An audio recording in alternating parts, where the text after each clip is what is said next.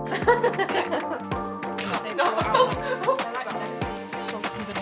with it. You can see the layer. I had a cup of tea at home a couple of nights ago. I was working a bit late and fancied a cup of tea but didn't want caffeine. And I was reminded of my stupid mistake buying Tetley because it was cheaper than Yorkshire decaf. Not got rid of him yet. Well, I have 2 at a time. Really? Yeah, Double 2 tea bags. It's Double completely dip. negated. Just have a normal completely brew. negated the mental block I had about and I thought about this. Carl, I was like, oh, we need some more Yorkshire tea. So we picked some up and it was folded up again. I was like, did he think, oh, is that's expensive? Or is he just paid for it? Because I go, oh, when you have to buy Yorkshire tea, the Because big it's always one, a big box, hits you but where it does hurts. last you a long time. Yeah, it does. But next time decaf, it's Yorkshire. Welcome to The Vault with Financielle. This is a safe space where we talk all things life and money and no topics are off limits. Hello. We're all excited to be here, especially Laura that just went, I was like, I'm ready, I'm prepared. I'm here for it. Isn't it like the British thing and it's like when you go and you're like, Eye slap. No, so the worst was watching your edits of me on BBC last week. Or whichever What? week it was. Oh, yeah. Oh, What I was kept in? doing, my hands. It's not your fault. It was absolutely It's mine. every time you're making a passionate This. point that you do the little praying I did mantis a hand. Honestly, Calvin, I need to send it to you because what she did is she It was sliced, election time, to be fair, and I'm going to promise. she sliced it To into you. 3 so it could fit on 3 reels. And the start of every one, I go, just like, You will listen to me. I was talking about buy now, pay later, so it's to stop me from swearing on live TV in front of 1.5 million people. Yeah. So I needed to do something with these hands, but I need hand training. So if anyone could give me hand training for the TV about what I do, and it was probably connected to that clap. imagine go. if you did like different things and you're like, But and then on reflection, I think I'm conscious that sometimes I do this, and the hand is in the Definitely do this. So I think that was the hold the hand. So if I just sit on my, I'm just going to do this next time. The Italian hand. You got to give people a bit of entertainment. bit Yeah. of pizzazz. Oh my God, I wonder if we could put some conductor music to me. So yeah. Don't buy a credit card. La, la, la. You can't buy a credit card, but you know what I mean. Oh, can you Don't tell buy we're credit trained? okay, controversial opinion. Fire is sacrificing living life for mediocre gains. So Clarify what fire is first. yeah, I was going to say, Lucy, do you want to explain what fire so is? fire is it like an online community, would you say? Or is it just a movement? Well, it's a movement, but it lived online, like it lives online, really. So it stands for Financial Independence, Retire Early. Well, financially independent, retire early. Either, yeah. Either or. Yeah. Yeah, this is such a cool concept. So there's a really cool guy called Mr. Money Mustache, not just because of his name, but he had a blog 20 years ago and it's still there now. Go have a look, great community. And he kind of was one of, it has been done before, but like inspired a community of people to think, do you know what? Like, I don't want to work all my life and retire when I'm like in my 70s and hopefully get there and just be a slave to my job and spend everything I make. And a lot of people understood, like, hopefully I got these numbers right because I did not know that was a controversial opinion, but there's this concept of the rule of 25, which is basically if you have a pot of money and if you live off 4% of it, which 25 is it's a bit confusing, but this is how it works. If you can live off 4% of it, it never decreases. It stays at, so say if you had £1 million and if you could live off 4% of it, which is like almost 25 grand, I think, but is this right? 100? Need that Robin Williams, like, oh no, the math, the numbers, the little gift. I might cut some of this out, Calvin, so I don't look completely incompetent. But I'm going to go back to what the rule of what the financial independent is. So FIRE, one of the, I guess, poster boys of it is Mr. Money Mustache. He had a blog in the good old days where people actually blogged, and he talked about this concept of. Other people had come up with it before him, but he really led this movement, which was you can save up a pot of money that when you hit a certain number, as long as the pot of money grows a certain percent each year, and you can live off like the growth or a certain amount of it. One, you never run out of money, or if you run out of money, it just decreases and it will last the whole of retirement. And you can do that pre-formal retirement. And so retirement is not a number. It's like a stage of your life. And if you can build up enough assets and say, let's for example, you manage to do that at 40. That's financial independence, retire early, because it means you are financially independent. You can live off your own assets, whether that's money in the market, whether that's rental real estate, whether it's both.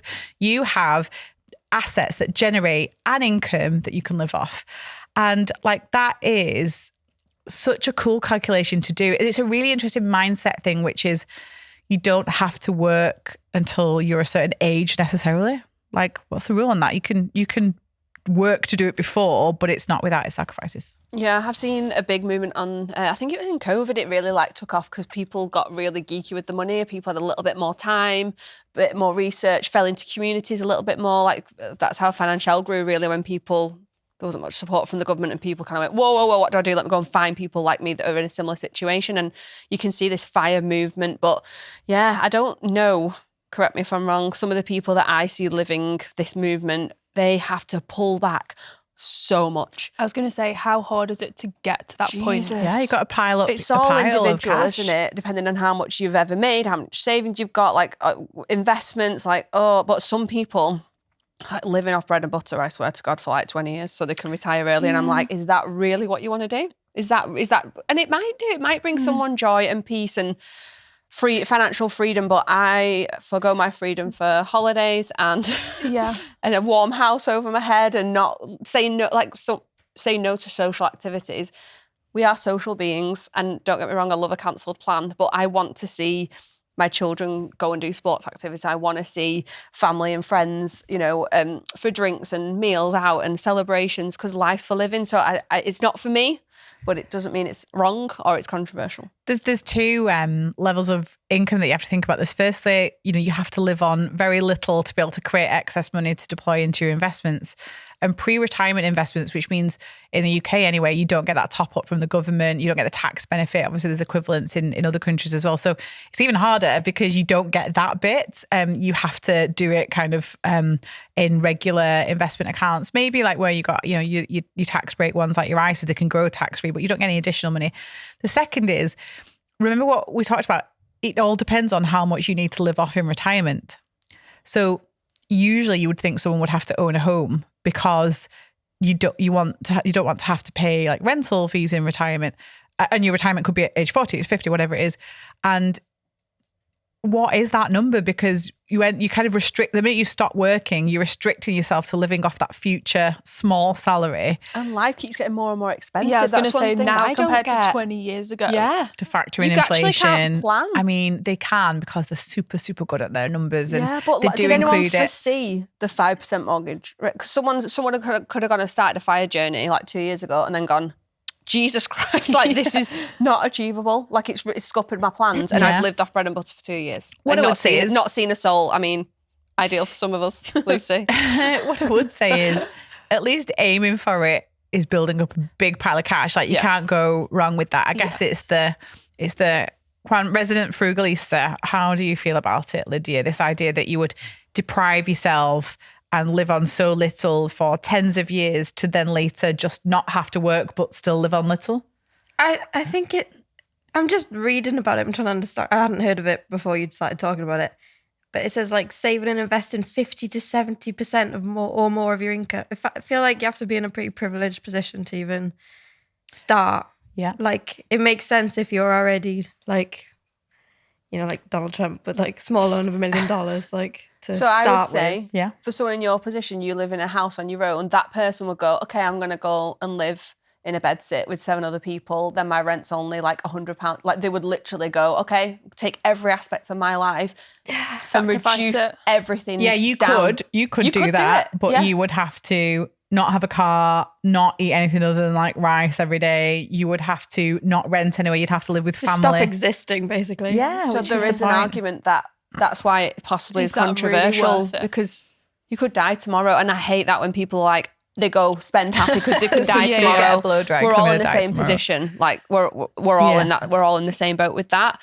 But people literally deprive themselves of like good living conditions, health. Because in America, you've got to pay things like health insurance. People just try and get by on as little. And I get the goal. Like, it's so admirable to be like, I want to be debt free. I'd rather be like quite happy now than like not work when I'm like 40 or whatever. I don't know. Yeah. Like, Yeah, and you've just got more time. time to spend your little amount of money that you've got. Exactly, because this is You're the going to be point. staring at a white wall. Like, And also, what you're actually going to do, like, I know we all love the idea of, well, imagine if you didn't have to work, because it's like, you know, this nice concept. But what if you've Especially been on spending little- all that on time? little Yeah, to what are you spend. doing? Yeah, it's not like you're going to be on holidays and everything. doing is it? hobbies, can't. You can't be at passions. home, like, yeah. do-do-do-do. Yeah, I love the idea that, and people have asked us, I think, on Dilemmas about this before, about like I want to invest, but the idea that it's like locked away until retirement feels so far away. And it's a really good thing to think about your pre and post retirement investing. You know, if you do an ISA in the UK or in other countries, just an account that's not a retirement like dated account, you at least letting it grow, and you get Holly's tummy's rumbling, but I could hear it, but I don't know the microphone could hear it. She needs Oh, a Greg's. mind, I've just eaten my lunch. You might say so it's thank just you. saying thank Greg's and you you. can't- My stomach's giving gratitude. But just even the fact that you would be mindful of, oh, I can invest for later, but actually what can I do so I can benefit it from it early? Because you know what? It might not be financial independence, retire early, but it might be financial independence, take it fucking easy. Do you know, like, True. Yeah. oh, I'm going to Pressure's be off. 50 and, you know, so young, so much time ahead of him, but I might not want to work full time. Might not want to do stupid hours. I might at some point have a job I don't like and go, I'm going to have a bit of a break. And so it's the concept of a nest egg, which I love. Financial wellness, like freedom. I get the freedom part. Freedom. But that doesn't necessarily mean forgoing every life's joy Definitely not. for maybe not so many gains. If people are on a really aggressive debt payoff journey though, and they want to go really, really lean, I would recommend you look at some FIRE blogs, because there's loads of really good tips, but let's not go cray. But if you want to see what uber frugal looks like, meal plans, what people, inventive ways that people, sacrifice and reduce their costs so that they can get to those higher percentages. Even if you just find one idea that you go, actually, I'm going to try that. People are doing that. Like, I'm not this princess like that can't do it all. Someone's doing it somewhere. I think that's a really good point, because sometimes I think when we speak to people and Laura's trying to get them to like pull down the budget, if they've on a debt, they want the desperate to be on a debt-free journey. It's not what we've said to them, you need to go and do this. They're like, I can't not have HelloFresh. And you're like, these people I couldn't possibly cook my own food. No, that's give up cooking your own my food. 5-star gym. Like, what? Yeah. Are you kidding me? And you're like, to read some of these, I think it's a really good idea. Go look at the TikTok accounts. Go and look at like the ridiculous to the extreme. And you might Me in the middle. You might bring yourself down a peg or two, because we've all got, we're all little babies, like looked after, little princesses. I have certain things that I just like. I am a spender. I'm a controlled spender. Like, it's all within budget and everything. But there is certain things which I hate spending money on, and I will Go on. do it as little as possible. Like, I will get as much concealer out of my Oh, concealer really? thing. Do you cut the top And I'm off? like, and Do you my cut the glass, I'm top like, off of like foundations and stuff? Do you, if they're in a yeah, or like have it upside moisturisers? down. Toothpaste tube. Yeah, if my moisturizer, like, I will cut it in I need half. some bathroom scissors. I do Yeah. that. And then I was just going to ask, Scrape I it feel out. like Lydia is going to have some good stuff of like, okay, what will you just be like, I'm not buying another one. Well, I think anything that feels female, like just because expected, it's like, well, men don't have to buy this.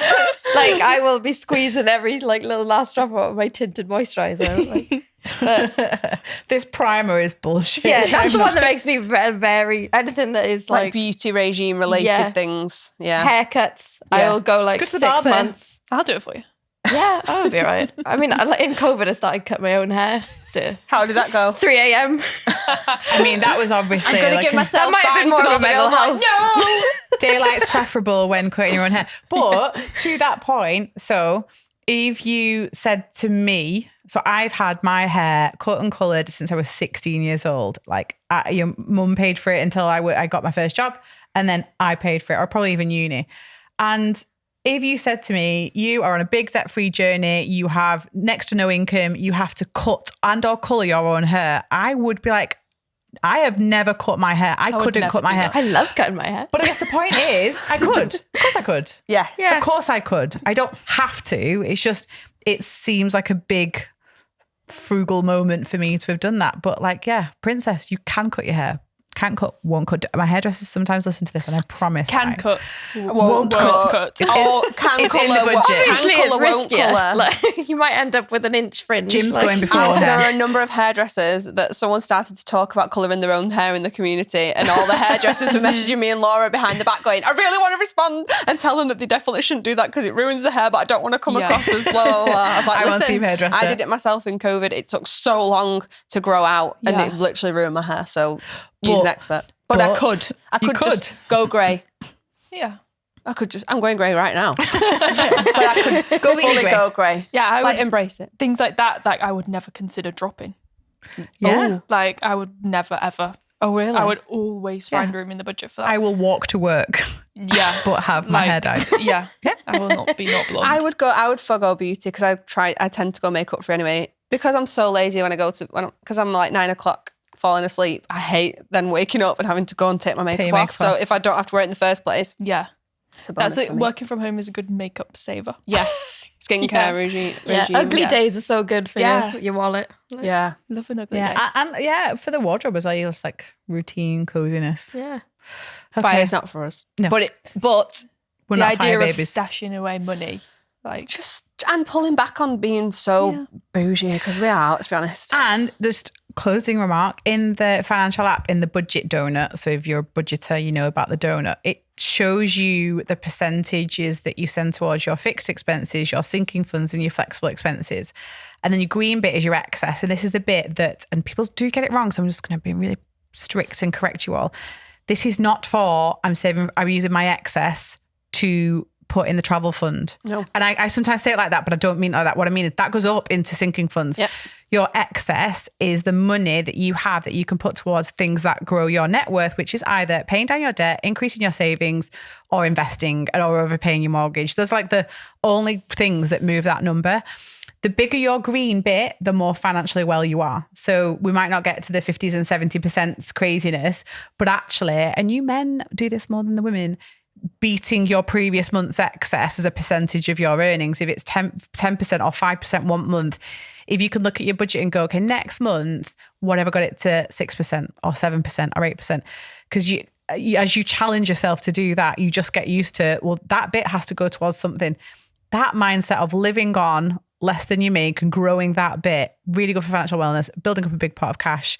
And also thinking about a world where actually, what if you don't work full time until 65, 70, whatever? What if you go part time, or what if you retire early? And basically that won't happen by accident. That needs a plan. I've been on a excess journey recently, actually. Oh, share. My goal currently, this is where you see I'm a control freak and actually I'm a saver. I'm currently at 35% excess. Lucy. I know.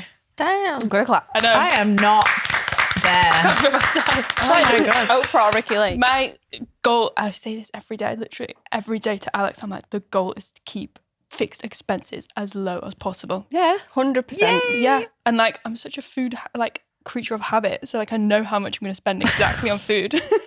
Because you eat the same things every day. But it feels so good now. Like, I know exactly, like, I will stick to that because I know that's exactly how much I spend. And like, I can live on that. You don't want to change that donut. That donut shows 35%. I want That to see is the donut. That's one of the I've got the highest donut. I've had people tell me, because obviously we can't see, so someone has to screenshot it up and Yeah. put it in the community and stuff. So we might do an excess comparison next Yeah. payday, shall we? What does in your the donut look community? like? Yeah. Show us your donut. I mean, So fun. no, Shows you don't know. You don't show me your donut. there's no euphemism there, surely. I can always make a euphemism, like, say anything. I'll make it into Have we done one. a dilemma yet? No. If you're still with us, we're Don't about to sell do it. a dilemma. Promise. In a minute. Okay. Am I trying to do too much? Okay.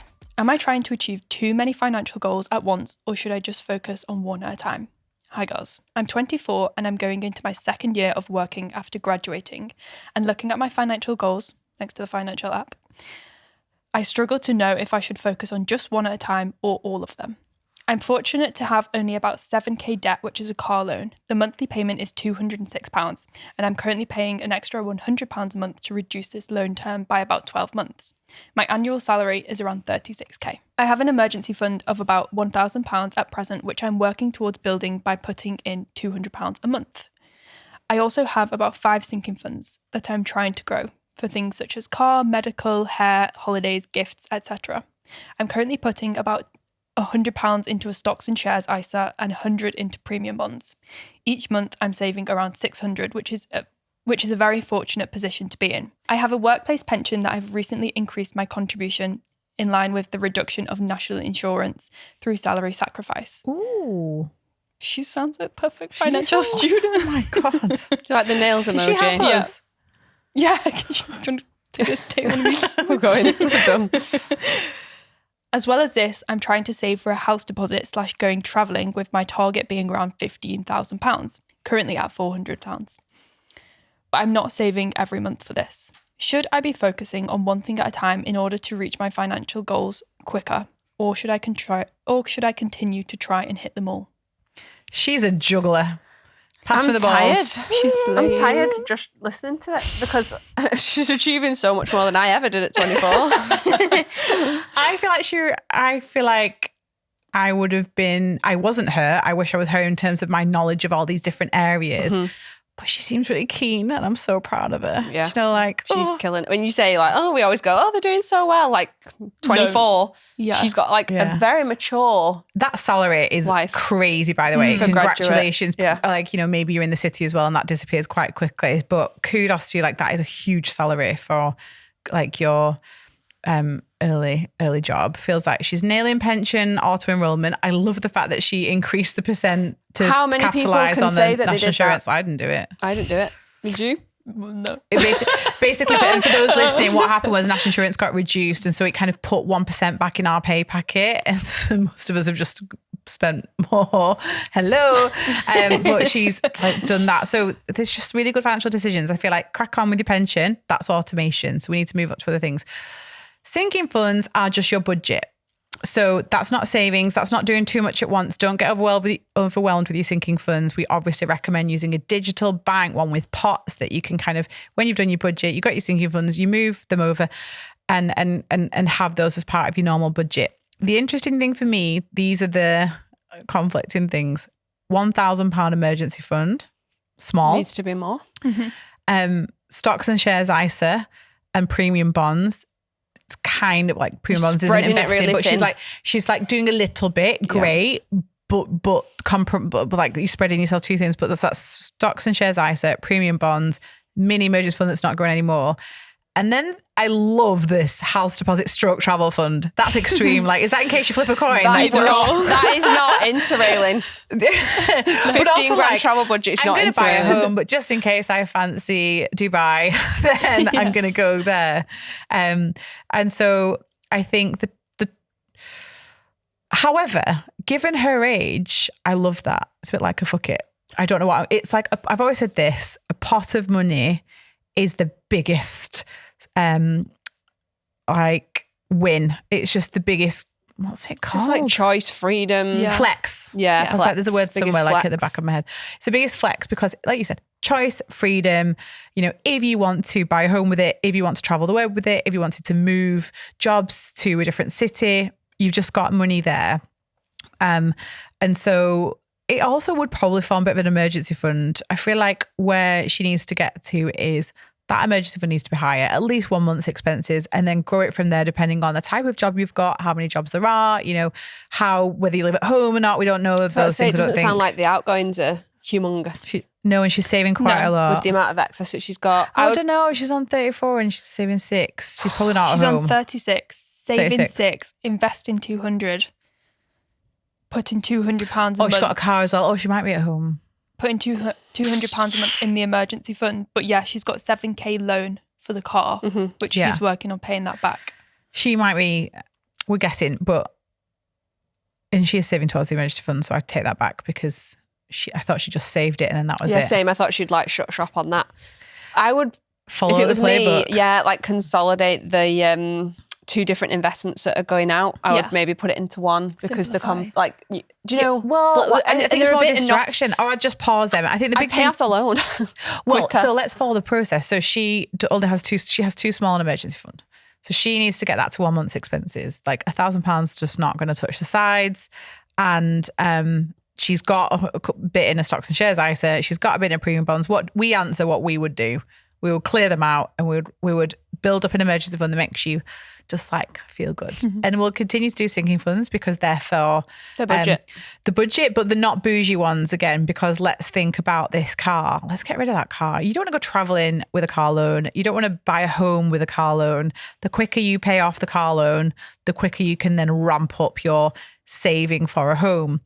And this is the same thing with if you try to pay down a loan, save for a house, save for traveling, and invest, you're just not going to be good at You're just anything. not making any She's not got a lot of progress. focus. Like, you're just nudging along. I mean, she seems quite motivated, but yeah, I'd be tempted. And you are investing through your pension, so you are getting some benefit of that. But yeah, we were just a massive fan of one thing at a time. You're doing amazing. Oh, Yeah. That was the dilemma, wasn't it? Am I doing too many things at once? And I Yes. think our answer to that is probably Yes. yes. But you're not, like, you're in a really good place. So don't worry too much. Let's you're just not pull in it back. financial jail. No. This is more like a extra Purgatory. purgatory. It is a little bit, because I think she's gonna fly. I feel like Yeah. she'll do Once so that car well. loan, Oh, imagine what access She's will she doing have then. because she's doing She's- 300. yeah, paying just over Extra £300 a month. And she's doing an extra 200 in investing, and she's doing 200 into emergency funds. So Yeah. if she could, I think emergency fund first, get it a bit bigger, then flip to the car loan, get it gone sooner than that 12 months, even put all your excess over there. And then she's going to sell the car because she's going to go travelling. Yeah, that's Yeah. true. Yeah, it's an asset as well. So then she's going to have Lots of money. 15 grand holiday fund. Yeah, sorted. Done. Done. Easiest dilemma ever. Okay, community win. So I've just done my net worth for the first time in 2 months. We spent our kitchen sinking fund recently and had a holiday to New York last week. But with what I have managed to save in the last 2 months, along with other investment increases, it hasn't made as big of a dent as I thought it would. I'll take that as a huge win. Yay! So she ended up like dipping into it, but it grew anyway. Yes. I'm laughing at the replaced itself. kitchen sinking fund. I thought she meant kitchen sink. I did. Fund. I thought she was like through the kitchen sink saving up for this debt. No, she actually Yeah. meant a kitchen You sinking can fund. grow your net worth and go to New York. Like, this is a thing. It is Is possible. that fire? She's living off the... Not quite yet, I don't A think. fire But trip. listen, on the way to, because with everything she's paying off and building and investments growing while she sleeps, like, that is passive Yes. income. That is, I put money into the stock market, I go to sleep, and when I wake up, it's sometimes down, sometimes up, but after a few wake ups, it kind of, history shows us it goes up. If you'd like to tell us your win, head to the community in the app or email it to thevault@financielle.com. Okay, next dilemma. My parents keep avoiding their will. Hi girls. There's been a couple of dilemmas lately surrounding wills and estates, and I wanted to get some advice on a similar topic. My parents have worked really hard throughout their lives and live a lifestyle on the higher end of comfortable. I don't really have any idea on what their net worth is, but they have the assets, including property and investments, but also things like vintage vehicles, which total around £60,000 alone. I'm not sure if that makes it a complicated estate. My dad is 68 now, not old, but not a spring chicken. And they are very reluctant to make an updated will. They do have a will from about 20 years ago, but so much has changed since then. They don't even live at the same house and have sold and bought other assets in that time. It's something that they continue to put off and say they'll do after each holiday. But even though it wouldn't be an ideal situation if they never updated it, it's something that my brother and I would just get over and have to sort out. However, we have a sister who is quite honestly an utter nightmare. For years, she has caused the entire family some serious stress and trauma with her behaviour and lacks any sort of accountability at all, and constantly plays the victim. Her finances are a mess and she's been fired from 3 jobs this year, has had countless CCJs, and has even had energy companies cutting her off. My parents have always made a point of treating us equally as children, and I feel they may be procrastinating sorting the estate in hope that she'll turn things around, but after 20 years of the same behaviour, I don't have any hope that she will. My worry is that my parents will keep waiting and never update their will. And as previously mentioned, this itself wouldn't be a huge issue. My brother and I have a good relationship and could sort things out if it was just us. But I know that if there is no clear instructions on their wishes, my sister would drag it out for as long as possible and make the entire process laborious and difficult. I know Laura has mentioned in a previous dilemma that a trust can be set up almost like a monthly allowance, but my sister doesn't have anything medically wrong with her. She's just irrational and lacks responsibility. Where do I even start with this? How do I approach this with my parents without sounding that I'm greedy? Oh, this sister. Oh my God.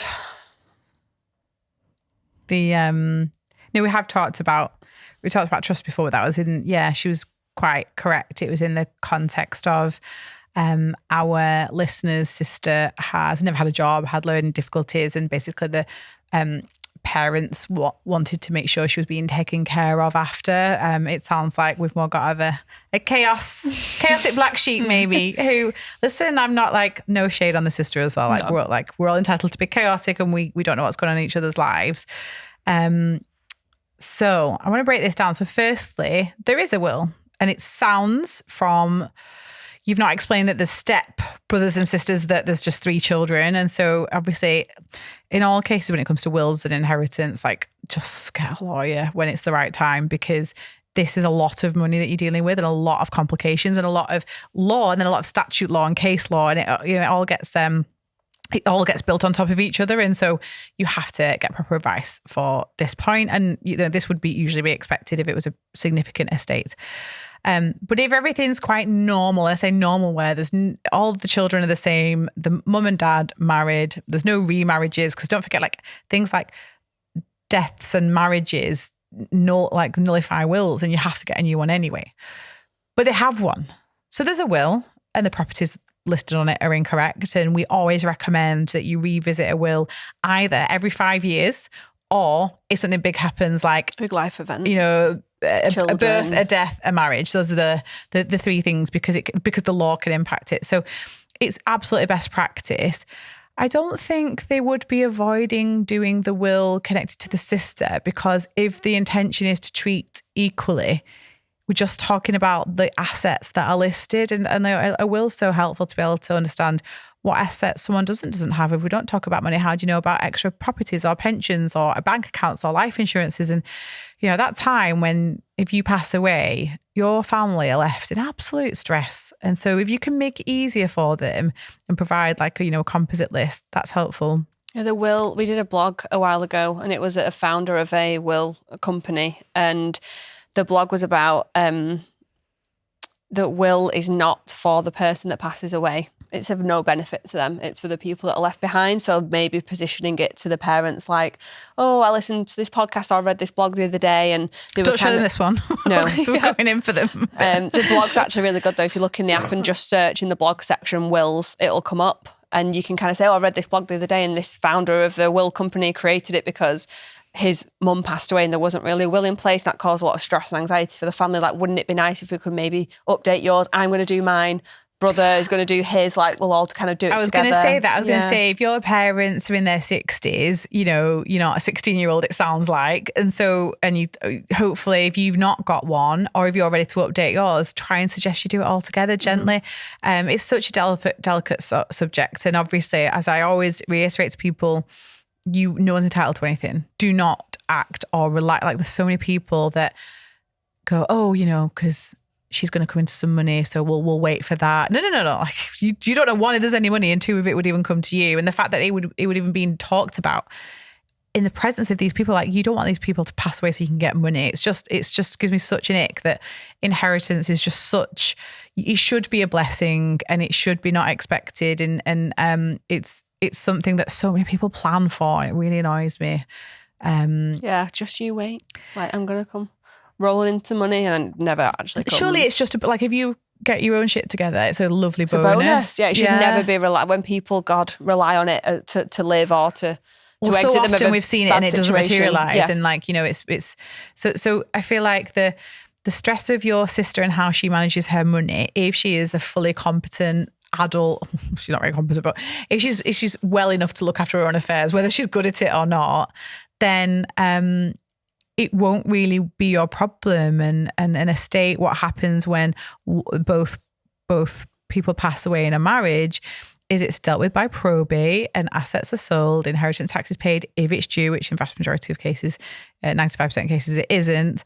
And so the classic cars and the businesses and the houses kind of get sold and, a will is followed. And so you won't know what's in the will if you haven't seen it in a long time or if you don't see it before they pass away until it's shared. But it doesn't really matter. Do you like what's in it is what's in it. And she just sounds like she just wants to be organised as well. I feel like there's a little bit inside, you can tell that she's just like, it's not up to date, so it's not right. Yeah. It's not, maybe she's worried that it'll get split differently, but all the new assets that they've kind of come under and the wills, it's out of date, isn't it, effectively?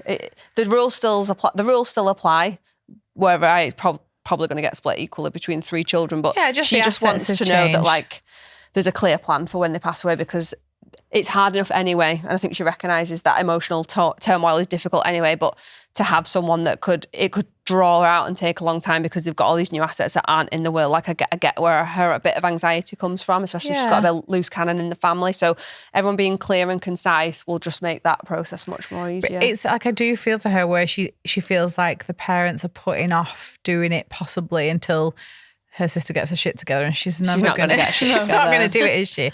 And that shouldn't. First, it puts no responsibility on you.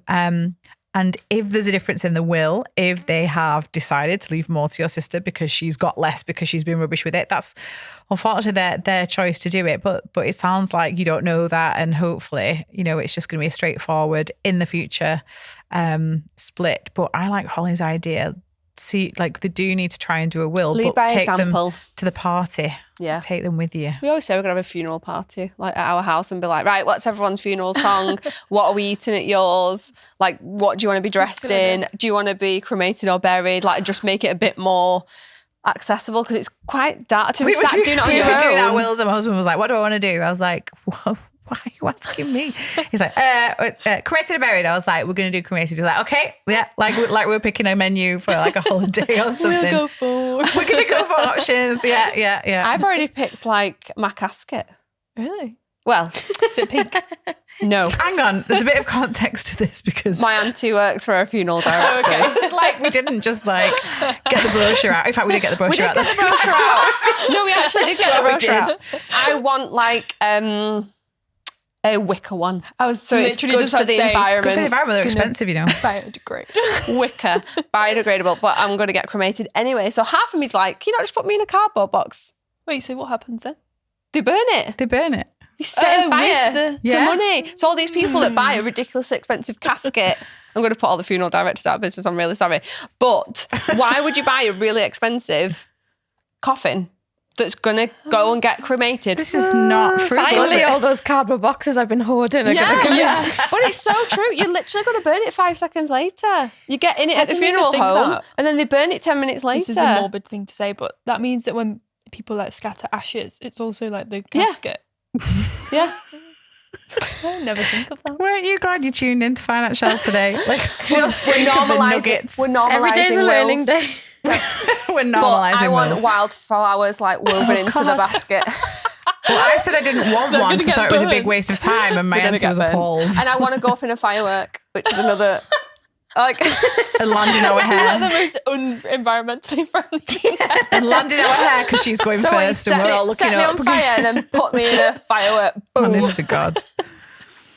And have champagne. That's my thing. I don't want anyone to be stood morbid. I've been to enough funerals in my life whereby you stood in a like miserable Labour club and everyone's just like really morbidly Labour club, you're so northern. What we're going to do is we're going to circulate a copy of Holly's will so you can all take inspiration from her plans and then share yours. Be more Holly.